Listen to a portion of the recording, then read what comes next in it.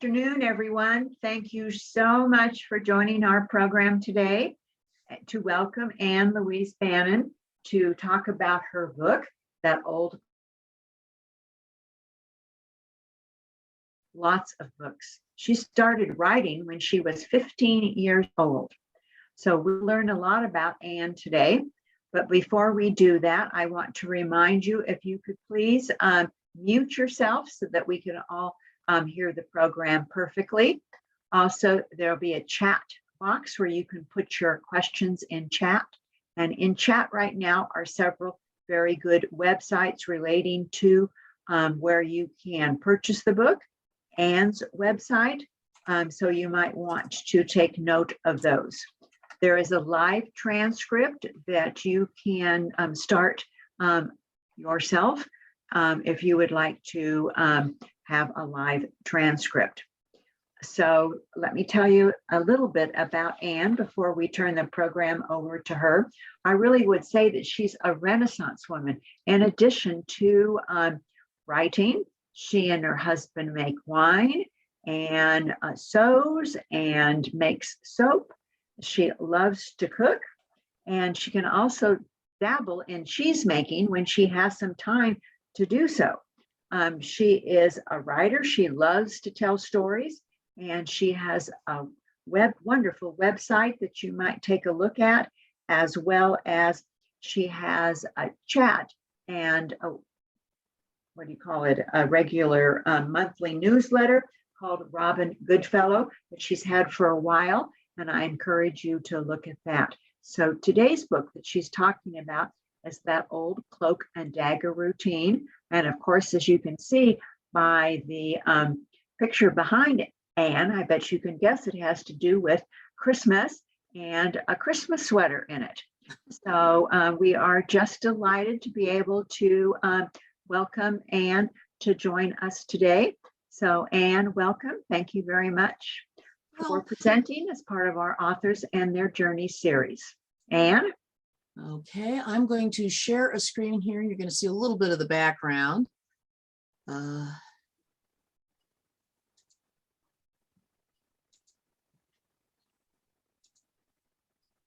on.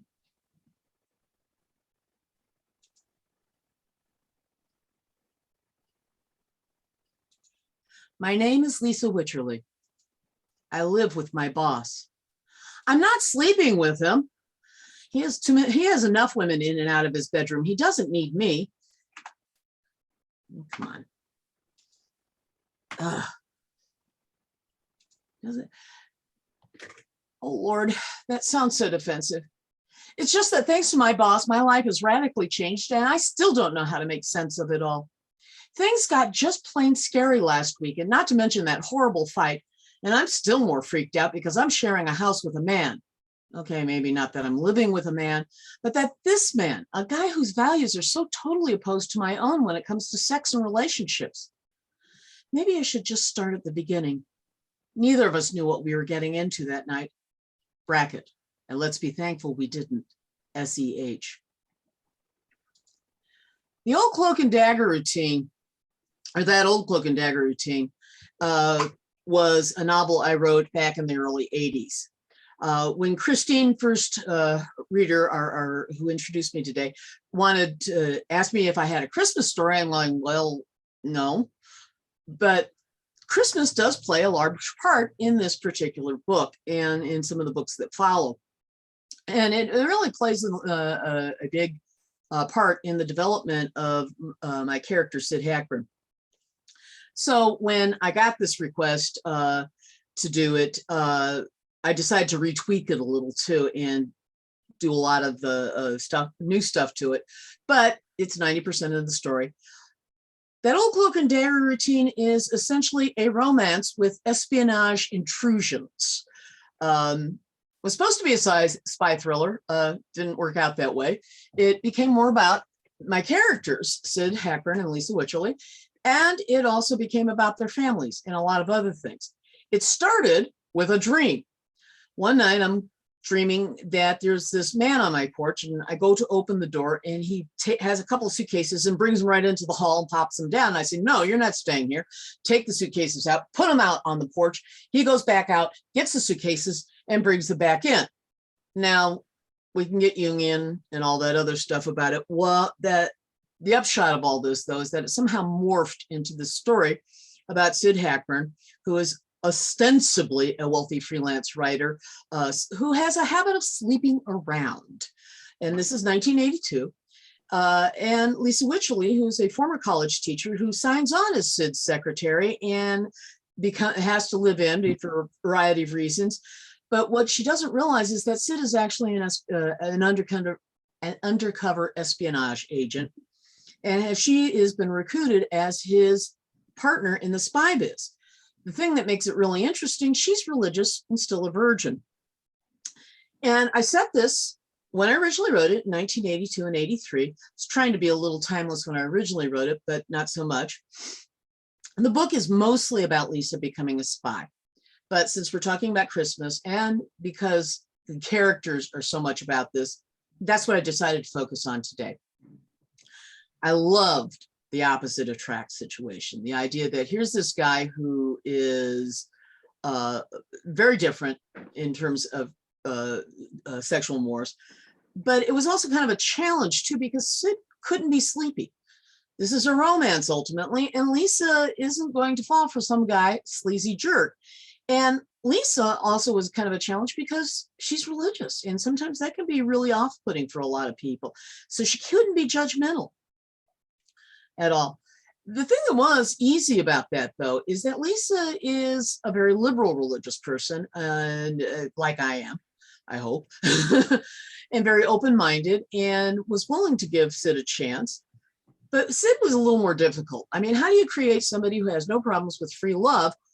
Well, I created a background for him that would make sense to believe in that sort of thing. He was raised by his aunt, Stella, in San Francisco during the 50s and 60s in a radical hippie environment. So, you know, everybody's doing it. No big deal. Nobody cares. But, you know, so he grows up believing, hey, well, you know, that's what you do. Maybe not so much anymore, but that was his environment, and that's what worked. The problem was, or well, it wasn't a problem, but what happened back in the early 80s was that the characters kept talking to me. And all of a sudden, I've got 12 novels and several short episodes in what became the Operation Quicklime series.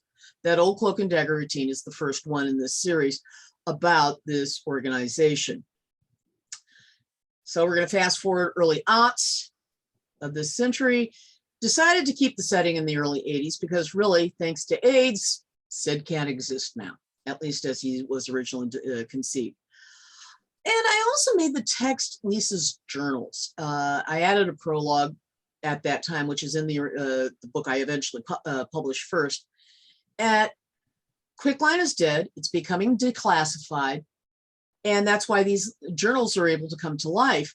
And in the book, I don't have chapter numbers. They're all dated. They're all dated. September 10th, as you saw in the first slide. And the other thing that was interesting when I was doing this initial rewrite is that Sid's voice started to intrude.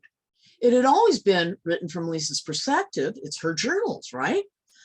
So all of a sudden, Sid's voice starts coming in. And I'd already played with Lisa's voice intruding on some of Sid's writing. He's a freelance writer. That's his visible work. But all of a sudden, there's this bracket thing. Bracket. And let's be thankful we did S-E-H, N bracket. That's Sid's voice. The thing that's really interesting about it is the narration part of it, the main narration, is Lisa's journal. She's writing from a very immediate position. Few days, weeks, no more than a month after the events she's describing have happened. Sid is coming at this from years and years later. And he's coming at it from a distance. And it's always fun because I'm able to use a little more modern language with Sid's interjections sometimes. So, and you may want to keep that in mind as I do some of the readings and as we talk about this, because, you know, it does have an effect. Sid's a different person when he's writing these interjections than he was at the time. He's writing it, and I have a lot of fun with Sid's character. He really, both him and Lisa grew in some very, very interesting ways to me. Anyway, there are, I had put out the first 6 in the series. What I basically do is these are serials that happen on my blog, and I'll get a link to, well, you can go to my site. If you haven't joined me, we'll put it in again in the chat thing. But I have the first 6 are out. During the pandemic, however, I got the rest of the 12 series rewritten and added a couple more. And what really, so when I decided to retweak this novel for this event, it was kind of interesting because I knew more about the characters than I had before, where they were headed. Now, I'd always known that when I did the first rewrite, because again, wrote them and then rewrote, but I got even more into them and into what happens.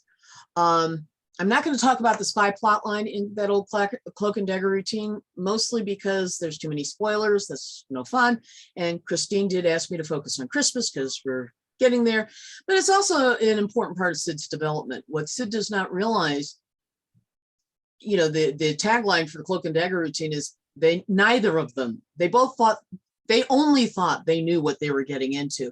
So obviously, Lisa has no clue that she's going to be recruited into the spy business and has to learn how to become a spy.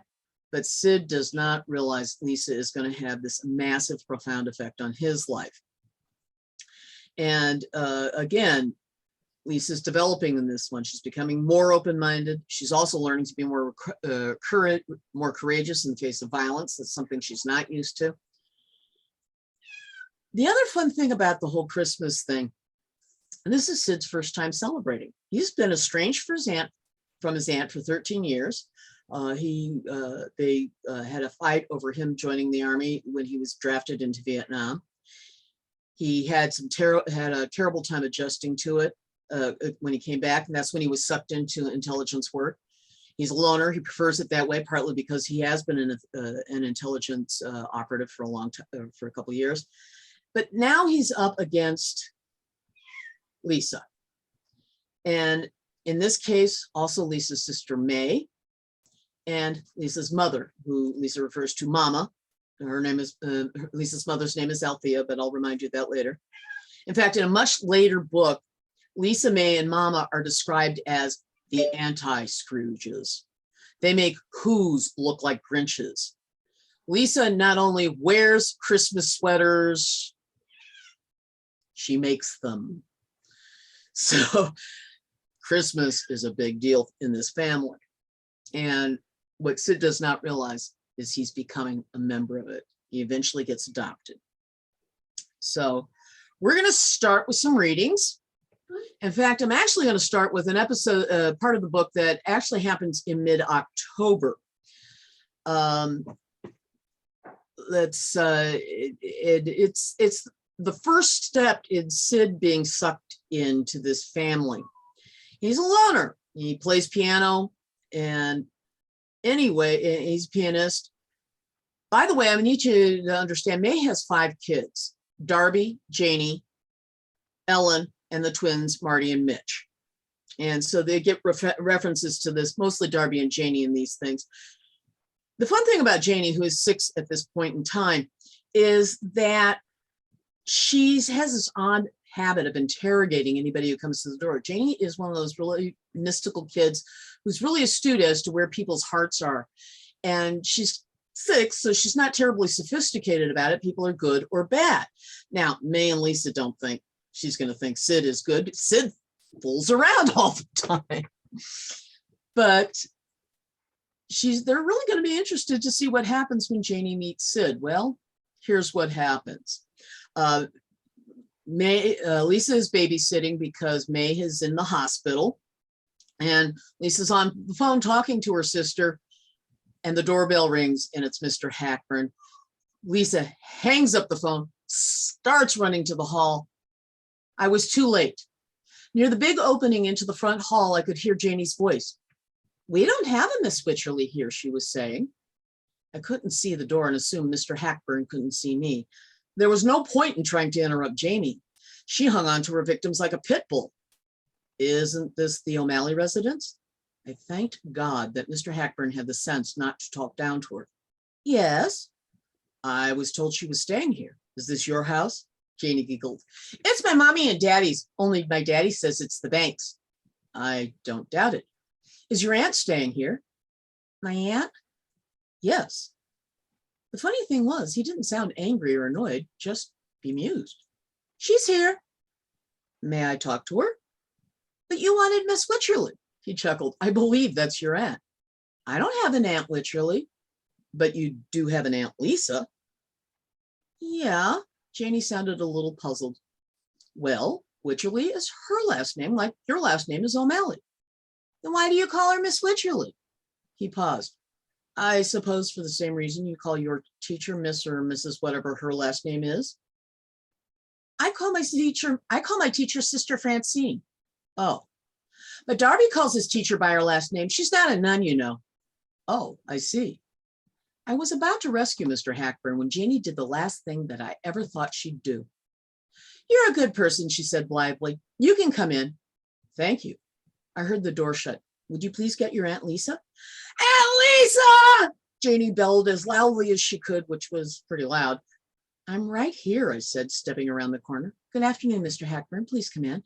I see you've already met my niece, Janie. Janie, this is my boss, Mr. Hackburn. Hi. She smiled and flashed her huge hazel eyes. Mr. Hackburn smiled more warmly than I would have thought. Nice to meet you, Janie. Okay. There we go. And so, oh, by the way, something you have to understand, in the first part of the book, Lisa is really kind of nervous about Sid because, you know, he's a really sexy guy. And so she's afraid of him. And so she keeps distance by referring to him as Mr. Hackburn. The interesting thing is towards the middle, and I can't get into it because of spoilers, there is this massive fight between Sid and Lisa. And the upshot of it is that she finally relaxes around him enough to call him by his first name.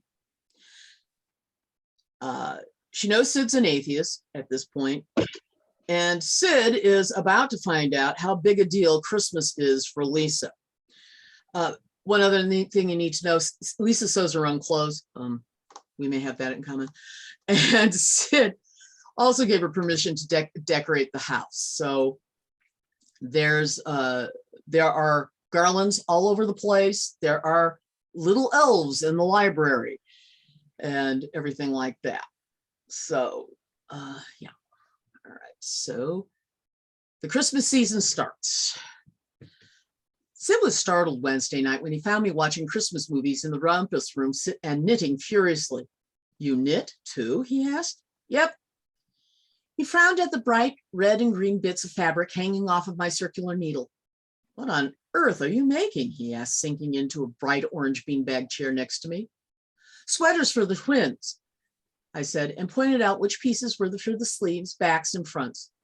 I often knit all 4 pieces of a sweater at the same time, especially if I'm doing stripes, because it's easier to keep everything all lined up and matching. Sid just nodded and looked at the TV screen.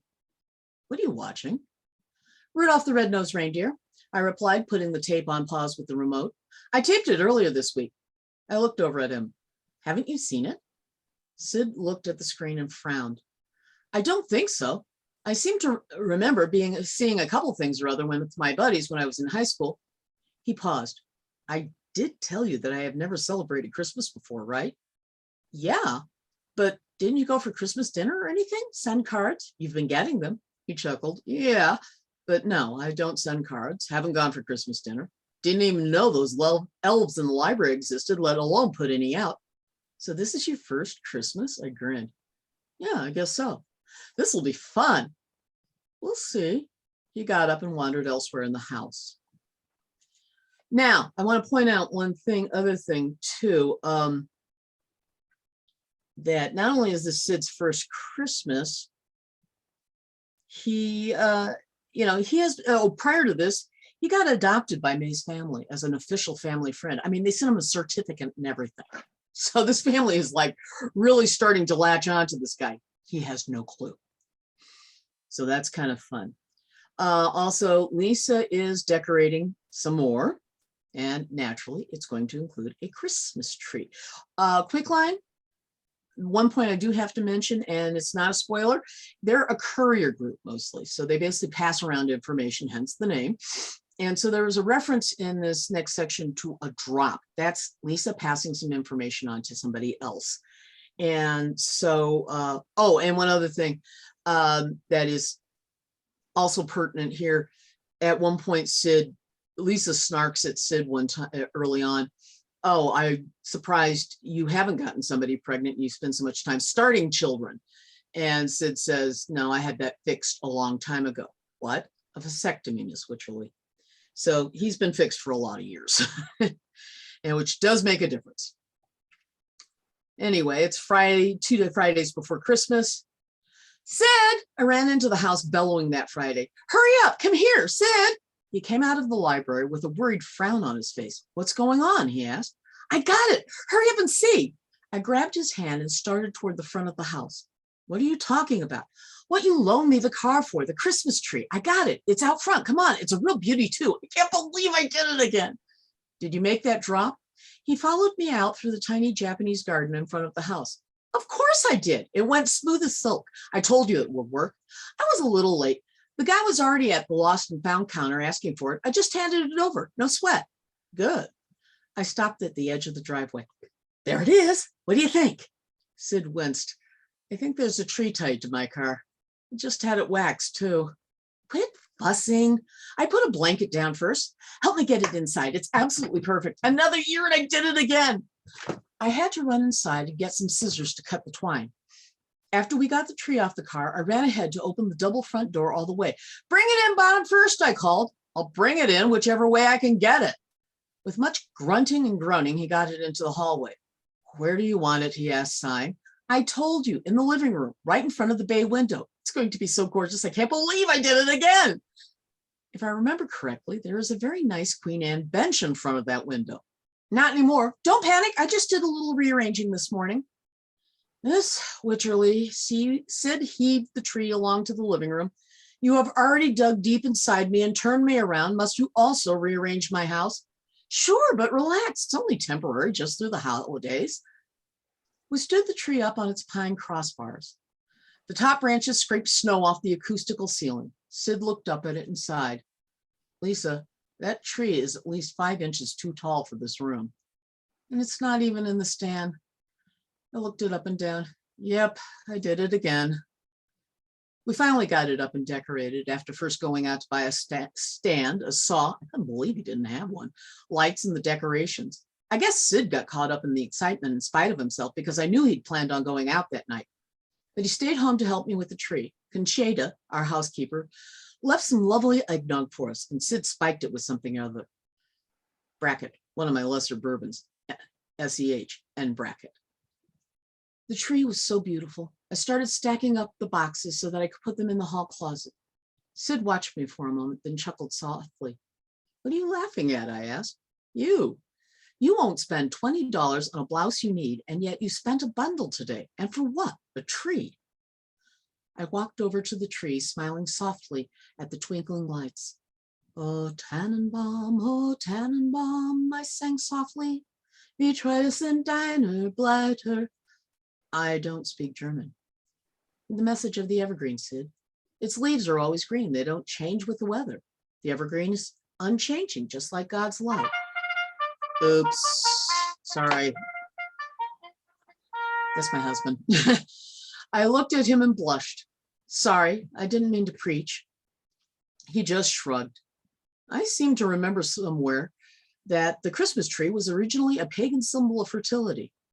I laughed and picked up my eggnog. Well then, a toast. I raised my cup and so did Sid. To fertility. Fertility? He laughed. A fertile mind for new ideas and a fertile heart for love. To fertility then, because I'm not, and you probably are. Okie dokie. Sorry about the intrusion. I thought I was going to turn that off.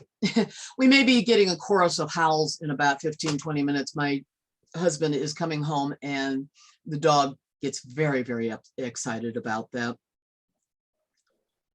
But let us, by the way, does anybody have any questions? I don't see any in the chat, but I am willing to entertain a couple right now if you guys want to pop something in.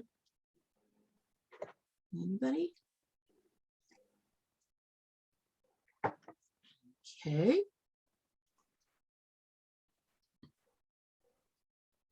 No, there's nothing in the chat. What's in the chat for everyone to look is that Anne Louise's website, and also where you can actually purchase a copy of this book at Vroman's bookstore, in addition to other Los Angeles area bookstores. And of course, it's in the Pasadena Public Library, as well as Anne's other books are in the library as well for you to check out.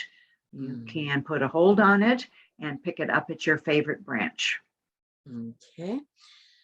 Oh dear. All righty. I guess we're going to go to Christmas Eve. Now you understand that this is, again, Lisa and Sid checking in, and what is happening now, again, Lisa's family, or at least her sister and her family, have adopted Sid. And it's Christmas Eve finally. Sid has already been strong-armed into spending Christmas. As May said, I won't take no for an answer. And he got talked into driving Lisa into May's house in Orange County. They live in Los Angeles. Driving Lisa into May's house and on Christmas Eve for lunch. And he got talked into staying for lunch. Well, then he promptly gets talked into staying overnight. There's something funny that happens here. Sid has no problem with staying overnight. Well, he carries a garment bag in his car as a matter of course. Well, you know, if you're the kind of person who doesn't know where he's going to be sleeping at night or with whom, that gets to be kind of interesting. And of course, May and Lisa are just laughing their butts off. Well, two other people are at the house at the moment, Althea and Bill Witcherly, i.e. Mama and Daddy. So they're from South Florida. They have Southern accents, and their accents reflect it. One other thing that has happened earlier is when Althea first meets Sid, she is a little shook because she could swear she's seen him before. No, she hasn't. But then she realizes, boy, he sure looks like this guy I used to date in high school. And so, man, you know, because Sid's father it's actually unknown on the birth certificate. They don't know who Sid's father is.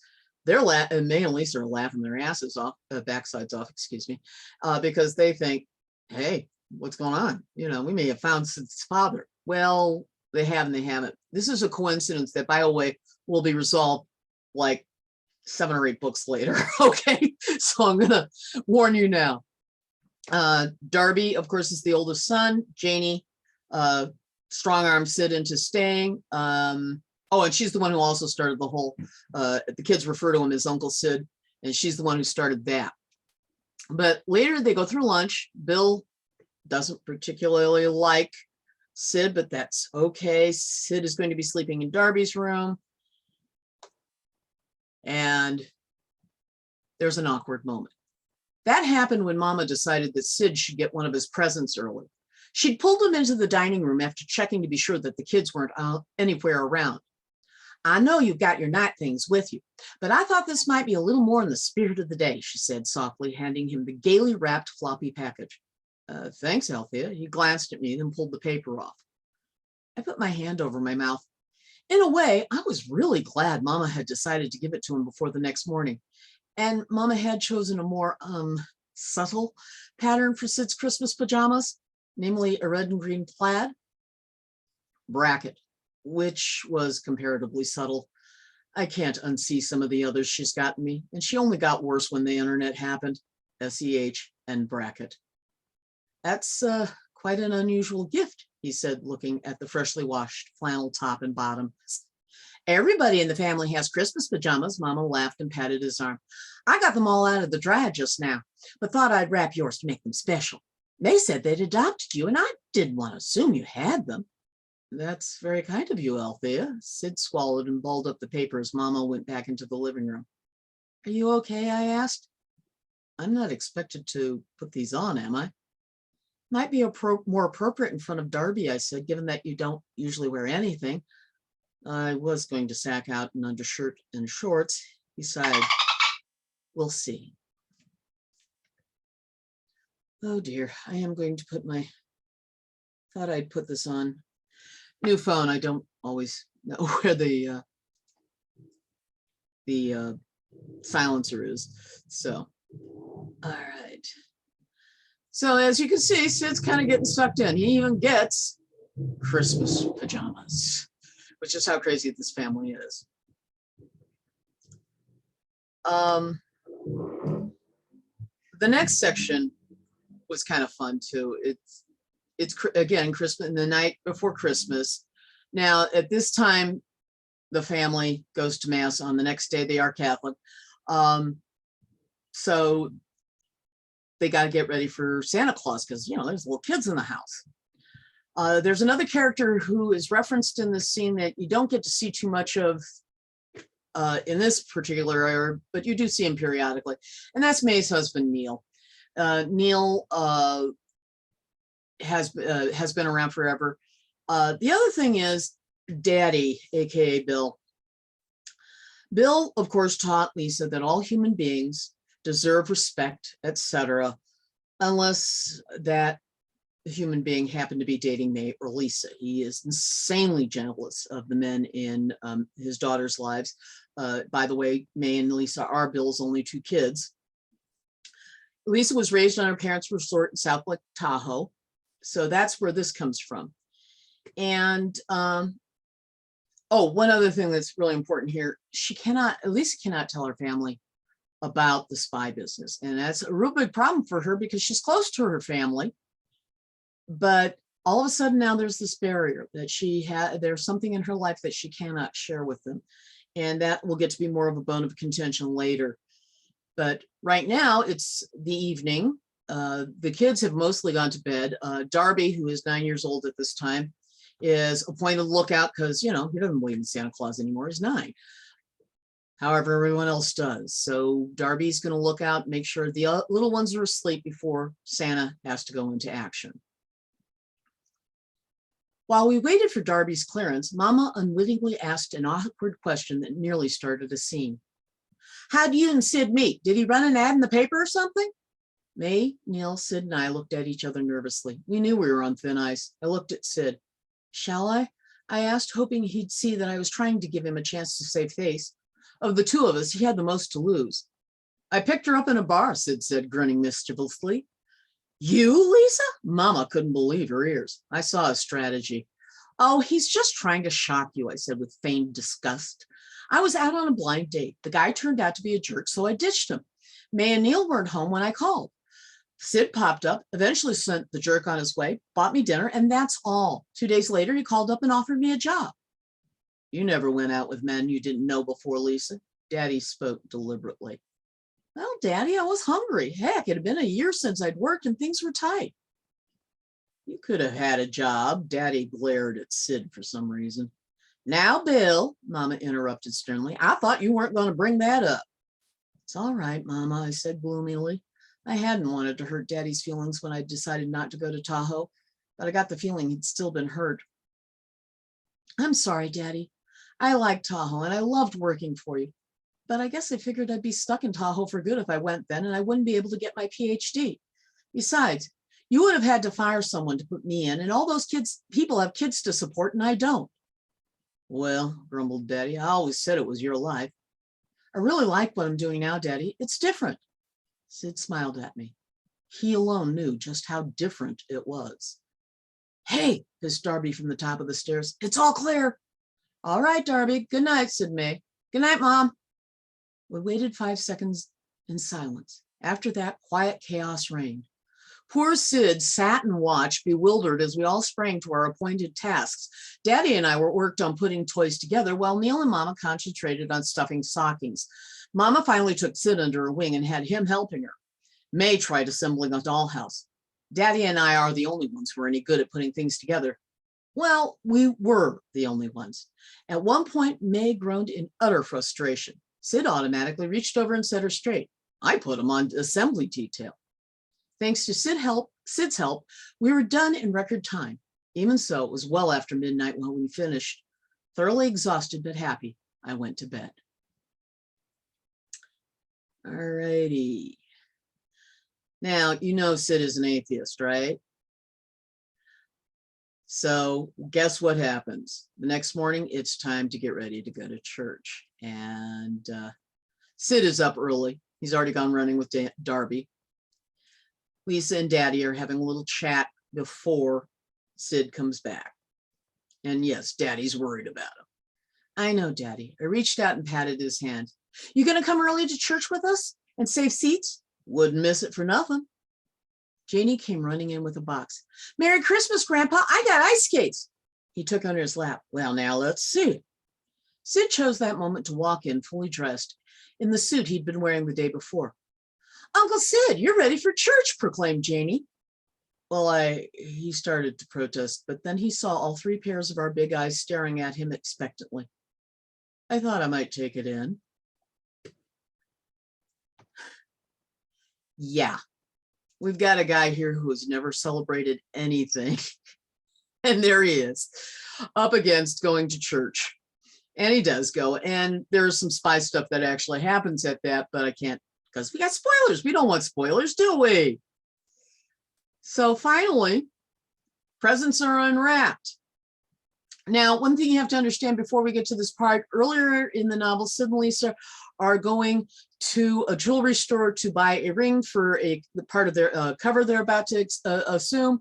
And in the middle of this, Lisa sees a necklace, decides she's in love with it, won't buy it because it's too expensive. And Sid goes, you got to be kidding. I mean, you can afford that. Come on. And she's like, no, we got to do something else. And decides, a week later, yeah, he's right. I'm going to go buy the necklace. And it's already sold. She's also knitted him for his Christmas present an Erin Isles pullover. If you know anything about these things, they are just this massive thing of complicated stitch. It's really a very complex kind of pattern and difficult sweater to knit, but she wanted to have something different for him. Anyway, so Sid is driving her back home to their home in Beverly Hills. And it's at the end of the day at Christmas. And Lisa leans back and they're in the car. What a time, I sighed as we pulled onto the freeway. It's been a very enjoyable 2 days, Sid replied. I want to thank you for my necklace. I put my hand on the pendant that still dangled from my neck. I thought it would surprise you. It certainly did. I frowned as something occurred to me. If you bought this before I went back, then you got this in November, didn't you? Yes, so. But 2 weeks ago, you told me that you didn't give Christmas gifts. I don't, or I didn't until this year. He shrugged, then checked his blind spot before changing lanes. I just knew you liked it and bought it, figuring I'd find some excuse to give it to you. I guess you did then. Sid chuckled and was silent. What are you thinking about? I asked after a bit. Oh, he shrugged. A lot of things. The sweater. It's a very nice piece of work. I made that one because it's the only kind you didn't have. It's the only kind I don't wear. Oh no.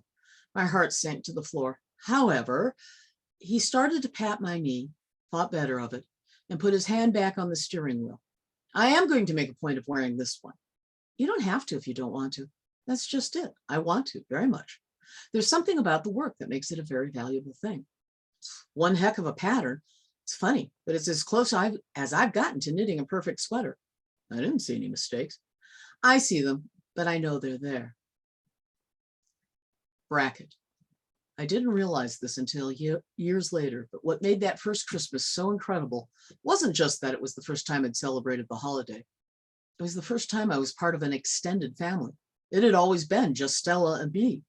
And while the two of us were a family, she didn't have any relatives to speak of. And it was also that I was becoming a part of your family, which is and was amazing.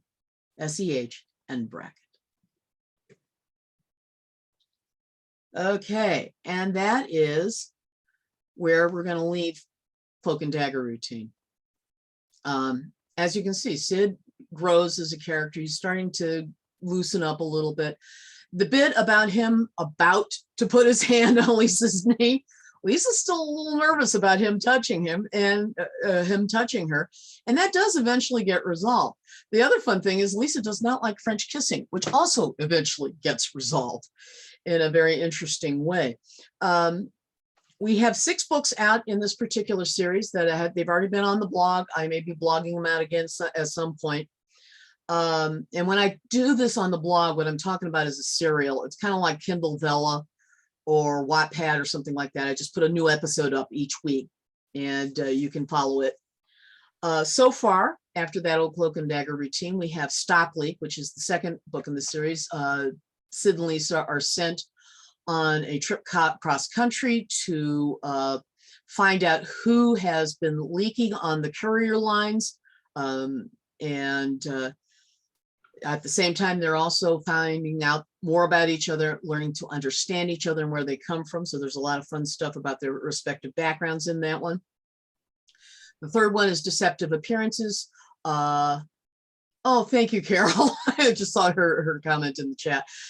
Deceptive Appearances is the third book in the series that Sid and Lisa still furthering their relationship and learning about each other, but they're also having to work as themselves when they go back to South Lake Tahoe to find out who's trying to ship some secrets out. At the same time, they're also finding out somebody's been shipping some drugs through Lisa's father's store, so that's kind of scary. Oh, does anything happen? Oh, yes. Does anything dangerous happen in future books? Everything's happening. Stop Leak. It's so people are shooting at them right and left.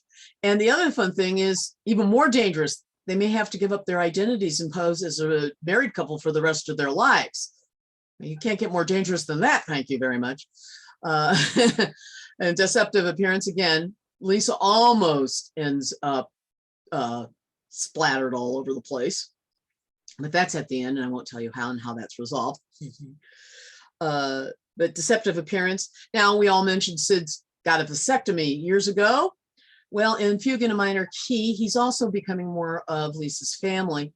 Darby ends up having some emotional issues and problems, and so Sid and Lisa agreed to let him stay at their house for a while.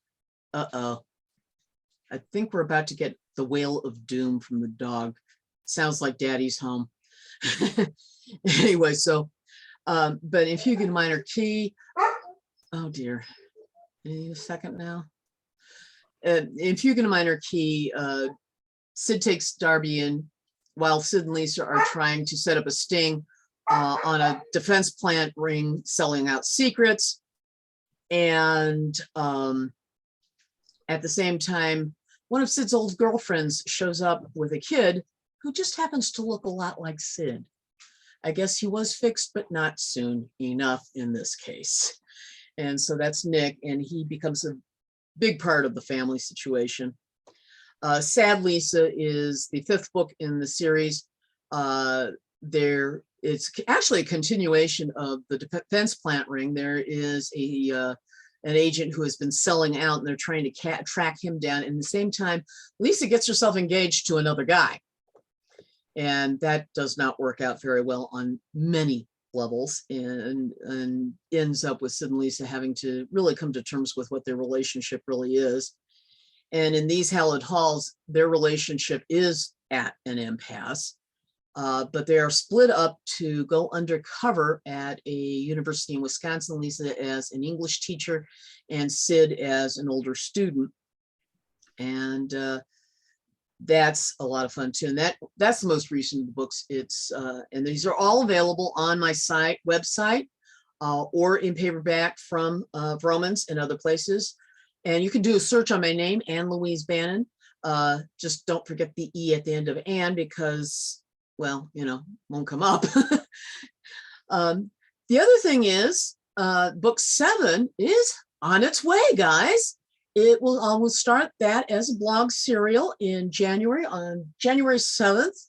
The blog posts all come out on Friday. In the meantime, you can sign up for the newsletter on the website. There will be a total of 15 Operation Quicklime novels. Now, Operation Quicklime does end because we know that we put it in the beginning. It's in the thing that it does in. That's why Lisa's journals can see the light of day. So I've got a special treat for you guys, I hope.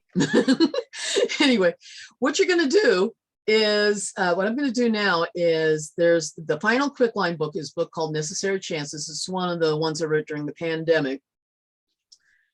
And you're going to get to see where Sid kind of, he doesn't end up, but that's how he has developed in this one, because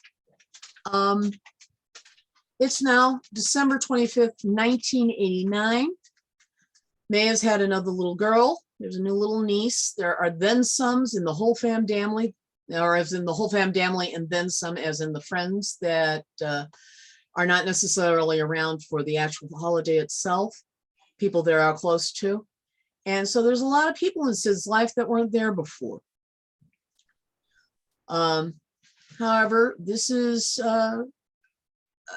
won't come out for a couple, 3 years yet. Janie, by the way, is 13 at this point. She's not 6 anymore. Kids grow. And this is Sid's voice. The other thing that happened with Necessary Chances is Sid's voice became a much larger part of it. It's also a large part of My Sweet Lisa, because basically Lisa gets kidnapped at the beginning, and that part really isn't that interesting, but Sid's reaction and reality at it is a lot more. And so I had him narrate it. So there's that. And then it goes back to Lisa's voice, because the fun thing about My Sweet Lisa is the relationship sort of resolves itself in that they do realize that, Sid is shocked into deciding he doesn't want to fool around anymore. And Lisa's great. We're in love with each other, but now what do we do?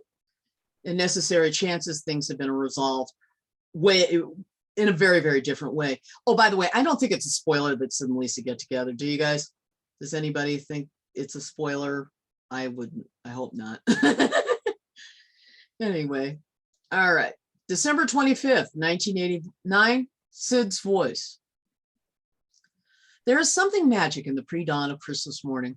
The then-somes party and then the frenetic energy of Christmas Eve are wonderful. But Christmas Eve in particular involves wired kids of all ages. 5 a.m. on Christmas morning, almost everyone is still asleep. Our family does not tend toward morning people, even in infants and toddlers. Our tradition is that anyone under 18 gets a present or two from Santa, which are left unwrapped and placed under the tree.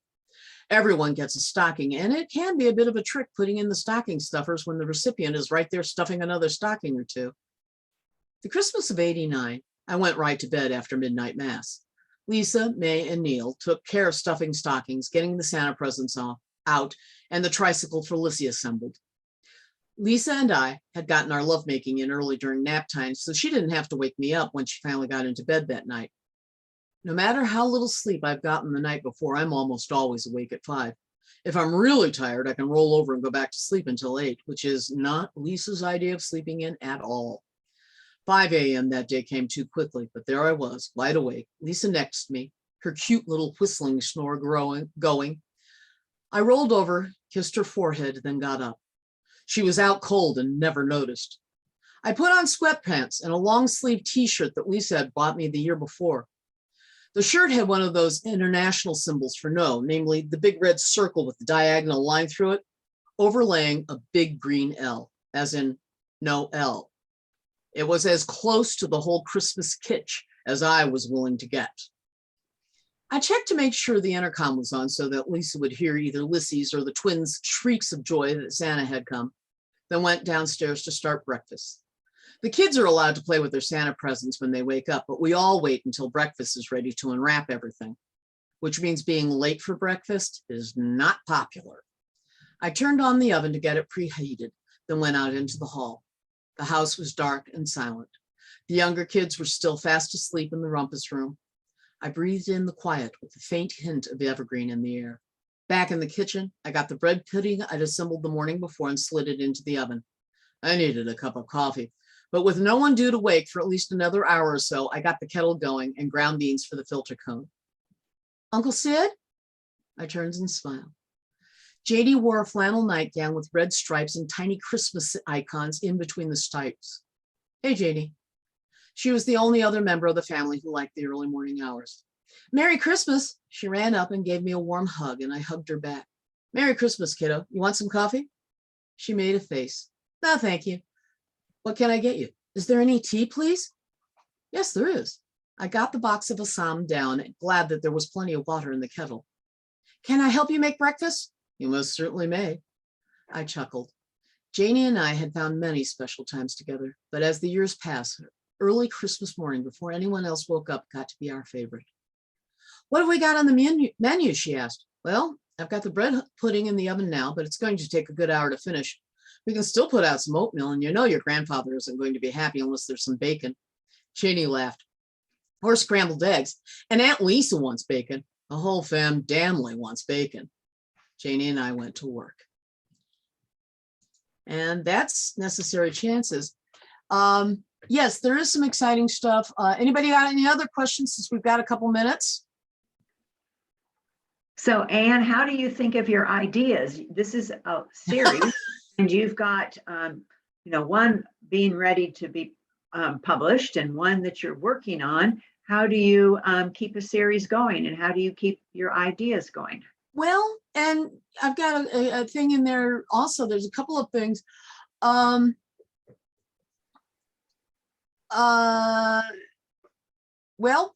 how do I keep ideas straight? I don't. I do. Well, let's put it this way. Each book has its own voice.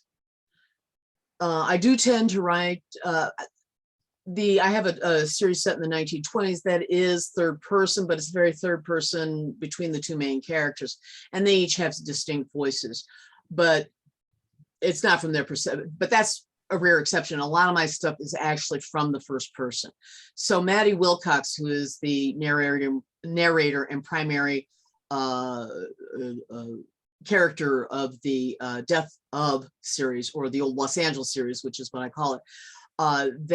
She is very much a very distinct voice. Of course, that series is set in the 1870s, and she's very much a Victorian woman. So her voice is very, very distinct. Lisa's voice, Lisa's probably closer to me than most of my characters. But the book I just released last fall, Rage Issues, Daria Barnes, another first person. But she's a very distinct character. She's a very distinct voice for me. It's very modern. So that's how I keep it. I keep the characters straight. And so that's how I keep the different ideas. As for where I get the ideas, I get them everywhere. They all happen. This one, it's like I said, that old Cloak and Dagger routine started with a dream, and a weird one at that. And yes, by the way, that scene with the old man bringing the suitcases in and coming out and back and forth, that's in the book and was always in the book and always will be. I just can't say who it is because there's a fun little surprise attached to him, I hope. So there's that.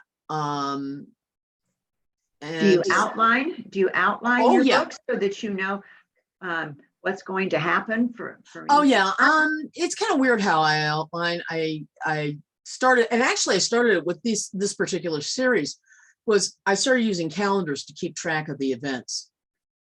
And that was a lot of fun. But no, it was really I do outline. What I'll usually do is I'll write about maybe 3 to 4 chapters sometimes, and then realize I don't know what's happening next. I better get an outline written. And that's when I'll sometimes do it. And I did the same thing when I did the rewrites. And I think, I don't need to outline. I know what's oh wait, I'm rewriting this. Never mind. And the events are not happening. So that was kind of different too. And I've got a question here from Carol. Is it challenging to keep track of all the people in the family and their unique voices?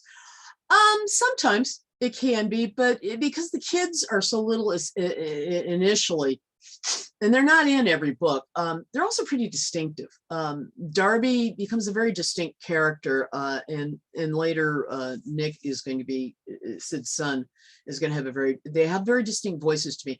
I tend to be a very audio writer, as in I hear all this stuff. I've said it before and I'll say it again. It's a noisy place up here. It's kind of sad in a way. But it is. It's very noisy in my head, and so. But everybody else seems to have a different thing. A Christmas Folgers commercial, yeah, maybe.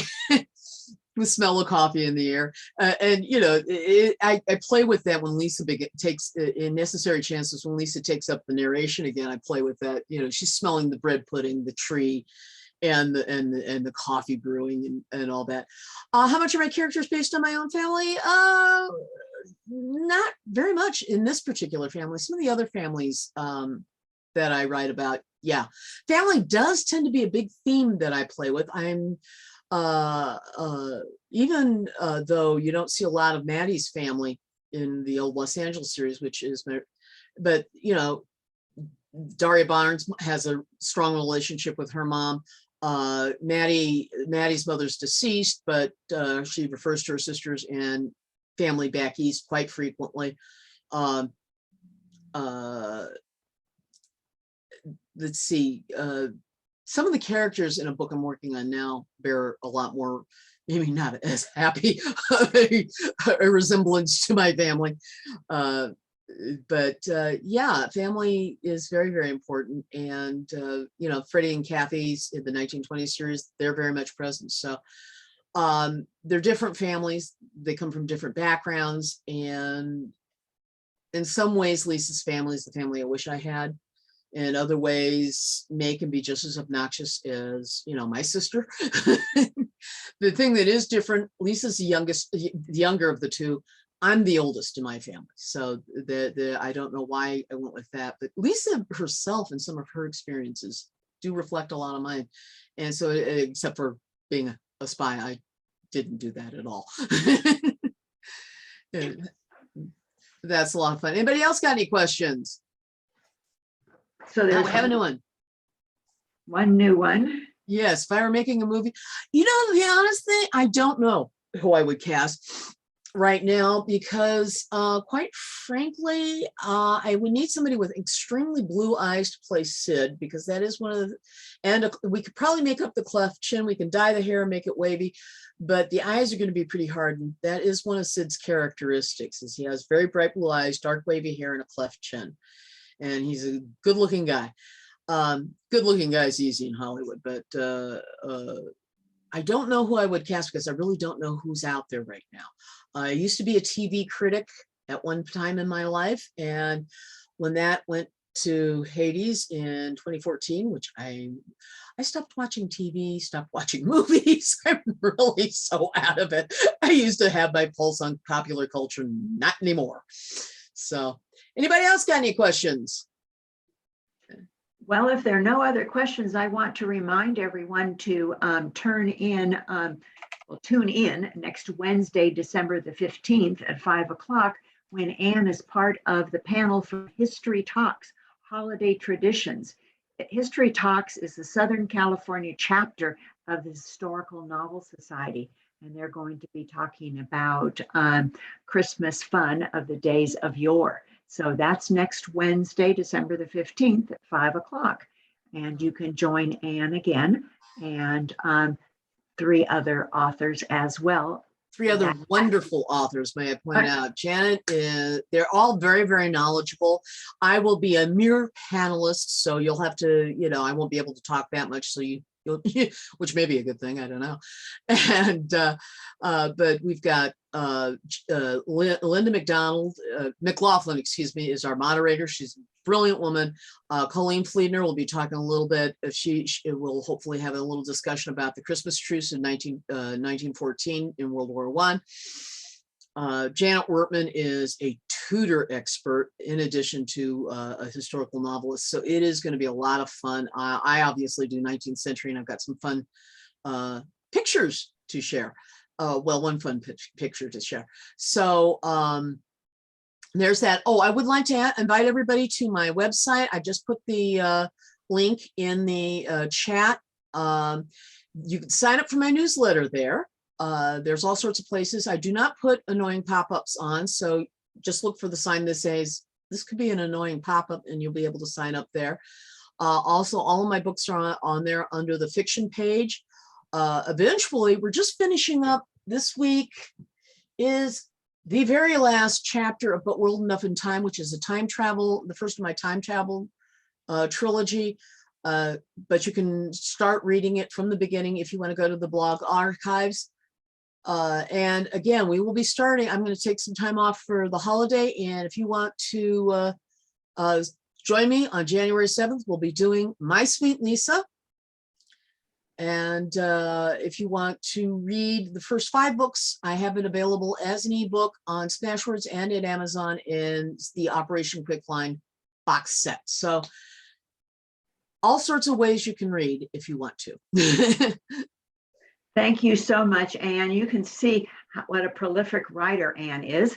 As I said, she started writing when she was 15. She has stories that she thinks of all the time. And we've just been delighted that you've been part of our authors and their journey series. Thank you so much for participating tonight. Well, Are there thank any you for more? having me. Just delighted. And remember that you can check out a copy of that old Cloak and Dagger routine from the Pasadena Public Library, as well as Anne's other books, are available through the Pasadena Public Library as well.